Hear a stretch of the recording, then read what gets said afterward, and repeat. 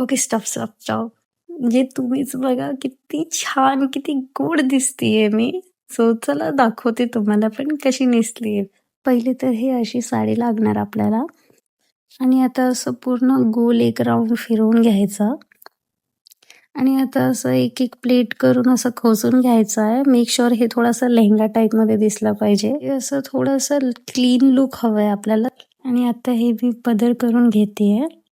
आणि ह्याला थोडंसं प्रेस करून केलं की खूप छान आणि क्लीन लुक येणार आहे. हे असं प्रेस करून करून आता हे फायनली झालेलं आहे आणि इकडे आता मी पिनअप करणार आहे आणि हे आता मागचा राहिलेला पार्टला फिरवून फिरवून असं खोचून घेऊ.